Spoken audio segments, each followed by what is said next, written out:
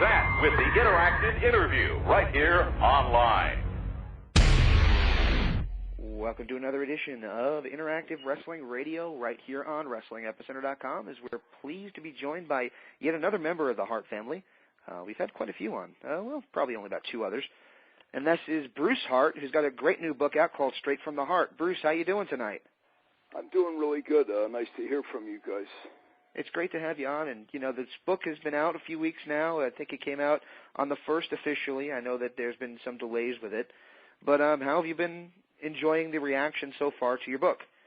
It's generally pretty good, it was a lot of interesting things in the book, so I'm sure that, would probably be thought-provoking if nothing else. And that's one of the things that people were talking about it, is that, your book is a little bit different than some of the other books that have been out there, in that you paint a different picture a little bit in the book of some of your family. And obviously with the books that have been out there between Martha's book and Diana's book and Brett's book, there's been very different pictures. I like to think I maybe have a better, without being egocentric like others in my family, I like to think I'm capable of rendering, an enlightened perspective, having been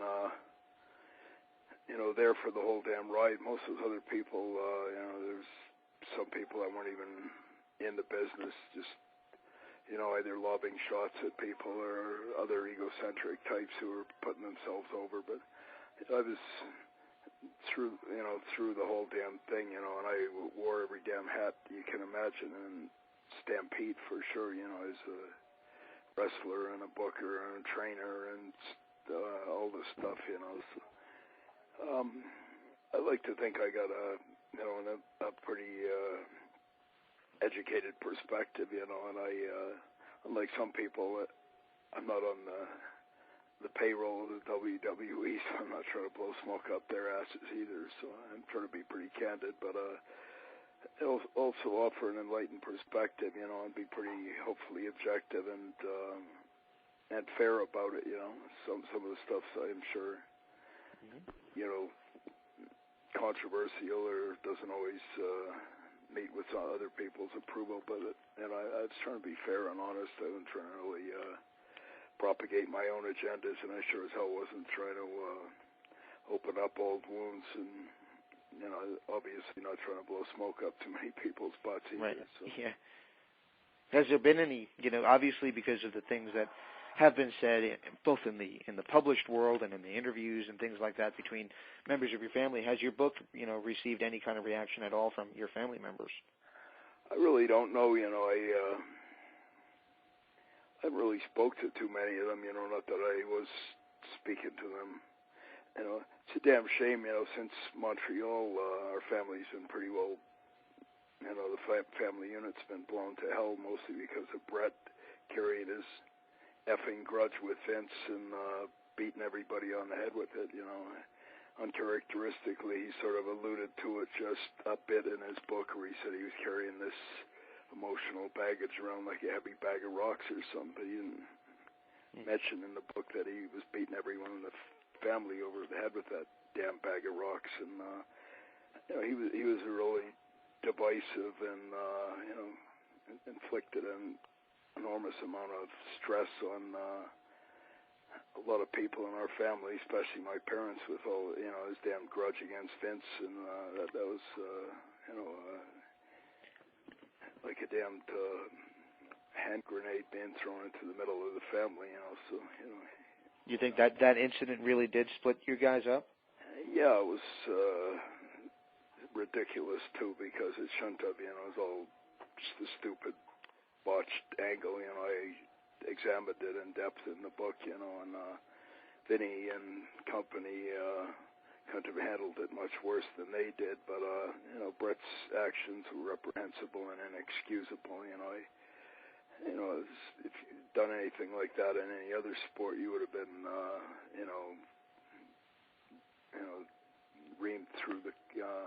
reamed out by everyone or dragged through the coals or whatever. But yeah, it was the whole thing was a joke. But unfortunately, Brett carried that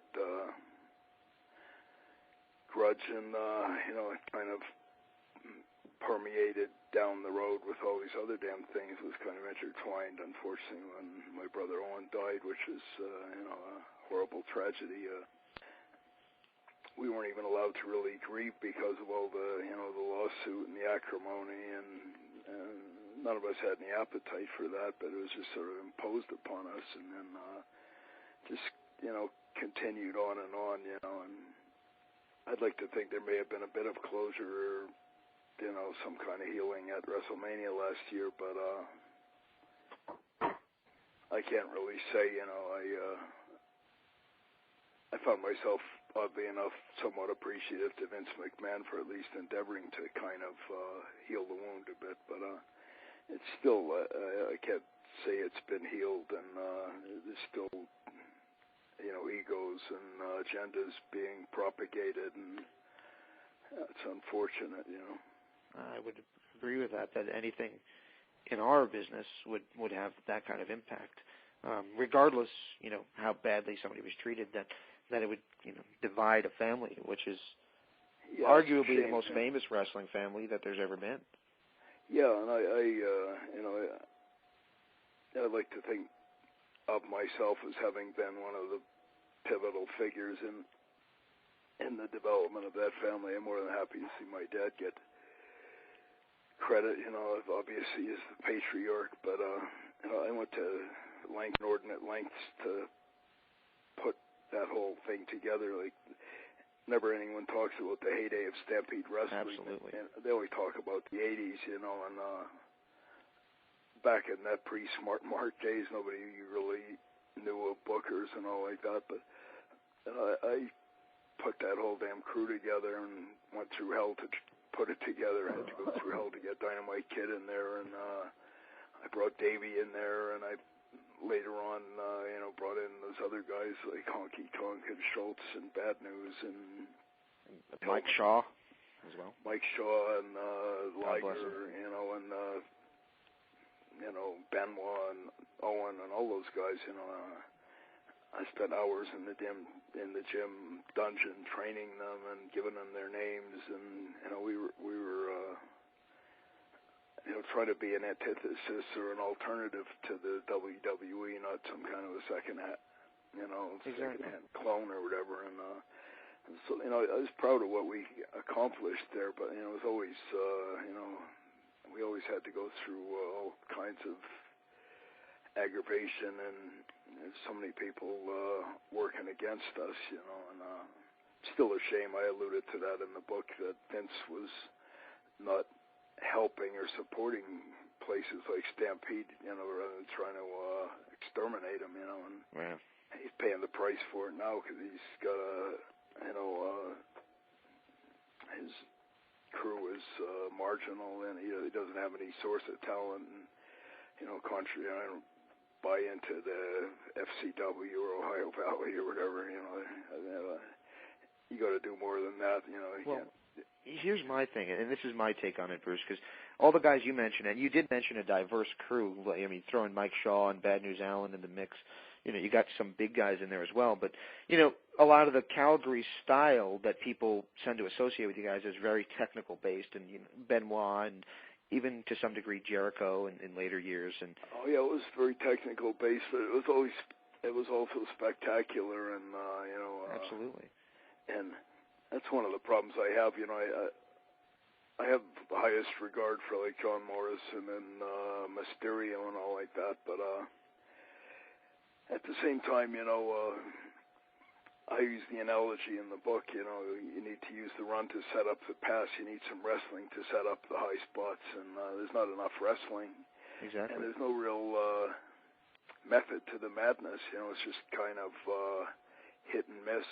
And you go to inordinate lengths to set up, some perceptive of it being real or whatever. Then you have, following that, Vicky Guerrero coming out and making an idiot of herself, for Hornswoggle being, dragged in again, or I think Pat, you would agree with that too, wouldn't you? Yeah. Yes, I love Vicky Guerrero and Hornswoggle so much. They provide such great television whenever they're on. Yeah, it's like if you're gonna go to all these lengths to get wrestling over, which you do with some of those guys, and then you drag Vicky out and saying "Excuse me" or Michael Cole, and I quote, or some of that other bullshit, and you're kind of going like, one step forward, two steps back, and That's there's something wrong with the whole picture when obviously they don't have much faith in the guys on their current roster when they have to bring in The Rock, or last year they had to bring Brett back, or the year before they bring Mickey Rourke in after he made a movie that desecrated the WWE, and they have go over their which they initially hated, but then when it got popular, they loved it. Yeah, even though that movie was kind of about as disparaging as you could get about the state of wrestling. It was kind of like the old boxing movie Requiem for a Heavyweight, and it was more of a kind of a sad put down of the state of these aging kind of wrestlers after they've fallen out of the limelight, and they have him go over their champion. The year before that, they got a 140-pound boxer beating the Big Show, and it's like, what's going on? If you don't respect yourself, how the hell can you expect the fans to respect you? Well, and that goes back to what we were talking about. When I mentioned the technical style, I mean, that's what you kind of expected as a fan to see from coming out of Calgary. But then again, if you had somebody coming out of the Mid-South territory, you kind of expected rough, tough, and rugged. There was different styles that were presented that all conglomerated in the WWF, and what you see now is kind of a cookie-cutter bunch of guys that all kind of look and act and do the same kind of things, to where nobody's... Oh, hello? Yes, sorry about that. I think one of the kids is on the phone here, but yeah, that's one of the things that's kind of been lost too. And back in the day, you got all these wrestlers from a myriad of different places. You get guys from Minneapolis and Texas and Carolina and Florida and Portland or in Calgary or whatever, and they all had a sort of a slightly different style. So WWE is able to capitalize on. They bring guys like Rick Martel, or they'd bring in Hogan, or they'd bring in Kerry Von Erich, or they'd bring in Randy Savage or whatever. Exactly right. And it was really to me that was the peak of wrestling back in that time. And nowadays they got them all coming out of the same wrestling camp or whatever, and they all seem to have the same style, the Drew McIntosh or Tyre or whatever, and Sheamus and these other guys, and I feel sorry for them, because they're not really, they need about a year or two of seasoning, but there's no damn place to send them. That's the big catch-22 right now with the wrestling business. They have no place to send them, and they should be sending guys that have, instead they just fire them or let them go, but they should be sending guys who've maybe been there too long and let them go there, somewhere for 6 months, a year, or whatever, and come back. Instead they just, cease to work. I don't know whether Batista is coming back, or Triple H has been out for 8-9 months, or The Rock's been out for 2 years, and they come back. But the whole thing is flawed,